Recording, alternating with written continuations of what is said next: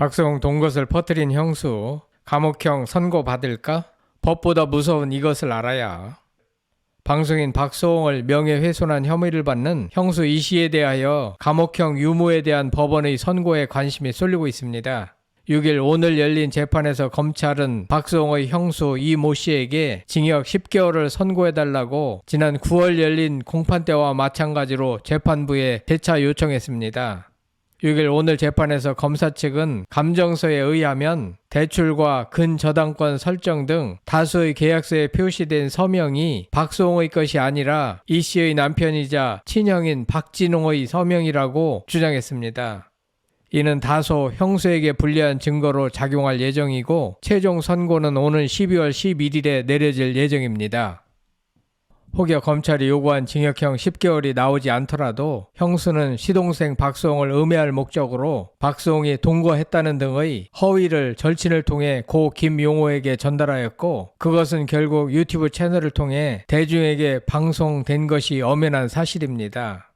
그동안 친형부부와 부모님 등 온 식구는 박수홍이 벌어다준 돈으로 생활을 해왔고 친형부부는 박수홍의 돈을 빼돌려 자신들의 부동산 구입에 투자했고 이러한 사실이 들통나자 형수는 박수홍을 음해하기 위하여 허위 사실을 고 김용호에게 전달해 유튜브 방송하도록 했습니다. 설령 박수홍 측이 충분하고 구체적인 증거를 제시하는 데 있어 다소 미흡하여 형수에게 응당한 책임을 묻는 선고가 내려지지 않는다고 하더라도 친형부부는 법보다 더 무서운 양심을 이미 저버렸고 윤리 도덕의 선을 넘어버렸습니다. 대중은 친형부부의 파렴치를 꿰뚫고 있고 오랫동안 기억한다는 사실을 친형부부는 알아야 할 것입니다.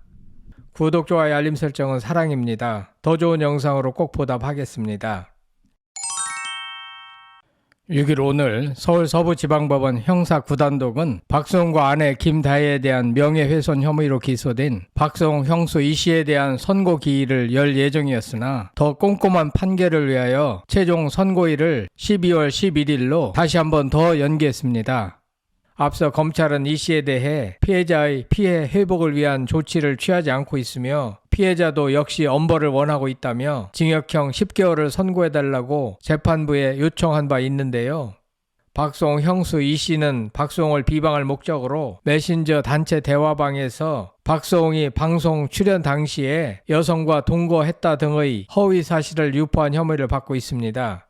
박수홍이 자신의 돈을 형수와 형이 횡령했다고 거짓말했다며 비방한 혐의도 받고 있습니다.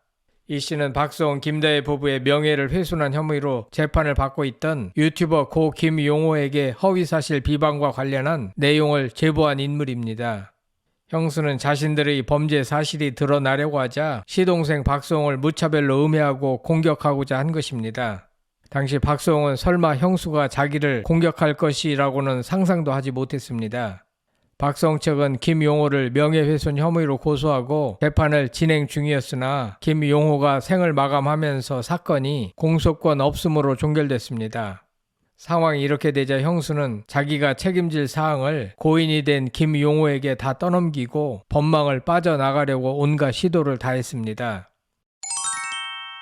이 씨 측은 지난 재판에서 혐의를 전면 부인하며 비방할 목적이 없었고 허위 사실인지 인지하지 못했다고 주장했습니다. 이 씨는 박수홍이 여자친구와 동거하는 걸 목격한 적이 있냐는 말에 목격한 적은 없다고 증언했습니다. 본인이 직접 보지도 못했으면서 시동생을 무차별로 음해했습니다. 이 씨는 하지만 박수홍이 SBS 예능 프로그램 미운 우리 새끼 출연 당시 집 청소를 위해 시부모와 박수홍의 집을 비정기적으로 방문했고 그러던 중 2019년 10월경 박수홍의 집에서 여성의 구두와 여성의 코트, 여성 용품 등 물건을 다수 발견했다고 밝혔습니다.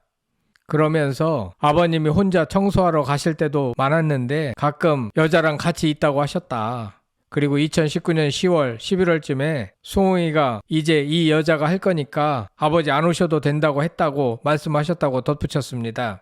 다시 말해 형수는 본인이 직접 보지 못한 사실을 시부모님한테 전해 들었다며 책임을 미루었습니다. 법망을 싹 빠져나가겠다는 꼼수로 보입니다.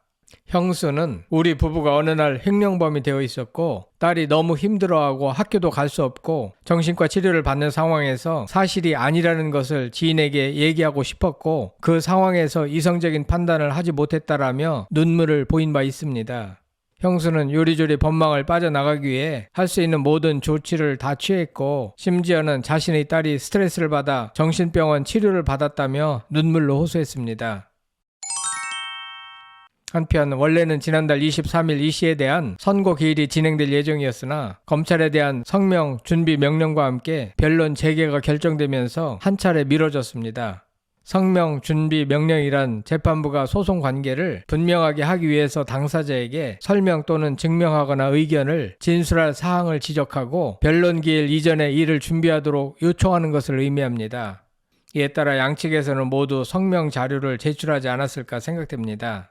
박수홍 친형 부부는 지난 2011년부터 2021년까지 10년간 박수홍의 매니지먼트를 담당한 엔터테인먼트 회사 라엘과 메디아붐의 회사 돈을 비롯해 박수홍의 개인 자금 등 수십억 원을 횡령한 혐의를 받고 있는데요.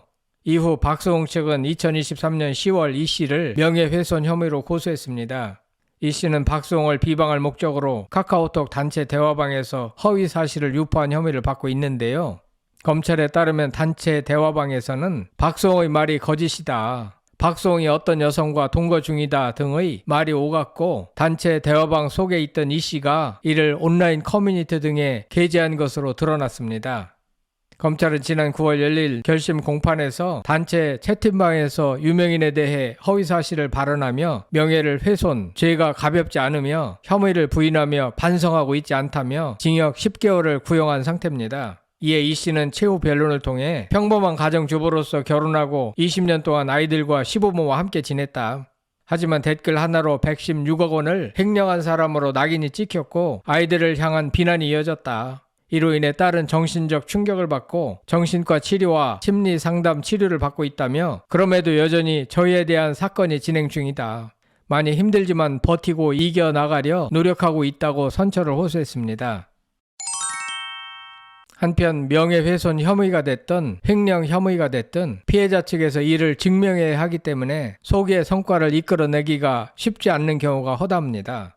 더구나 유튜버가 고인이 돼버린 상태에서 형수 이 씨는 모든 책임을 고 김용호와 시부모한테 떠넘기고 있는 형국입니다. 현재 진행 중인 60억 원 정도의 횡령 사건도 오래된 일이라 박수홍의 입장에선 입증하기가 쉽지 않은 상황이므로 소기의 성과를 이끌어낼 수 있을지 확신하지 못하고 있는 실정입니다. 친형 부부가 박수홍 측에서 제시하는 증거의 불충분으로 소기의 형량을 담보하는 선고가 나오지 않는다고 가정할 때 마치 죄가 없거나 약해서 그런 선고 결과가 나왔다고 착각하지 않을까 염려됩니다. 수십억 원의 동생 돈을 빼돌려 부동산 투자로 자신들의 재산을 늘렸고 동생 박수홍을 음해하기 위하여 입에 담기 어려운 허위사실을 퍼뜨린 점에 대하여는 법의 선고 결과와 상관없이 대중은 다 기억하고 있습니다. 이것이 법보다 더 무서운 이유입니다.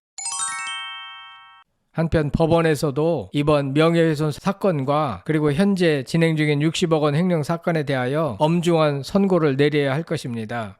왜냐하면 최근 연예인들이 가족과 얽힌 돈 문제 사례가 늘고 있고 또한 연예인과 소속사 간에도 돈 문제 갈등이 심각한 수준에 이르렀기 때문입니다. 법이 이들에게 엄벌을 내리지 않으면 연예인과 소속사 간의 돈 문제 갈등은 앞으로도 해결되지 않을 것입니다. 엄벌을 내려주시길 촉구하며 나아가 설령 증거 불충분으로 기대했던 것보다 낮은 형량이 나온다고 하더라도 피고인들은 대중의 눈, 양심, 도덕, 윤리가 법보다 더 무섭다는 사실을 명심하길 바랍니다. 여러분들의 생각은 어떠신지 궁금합니다. 성창힐 TV였습니다.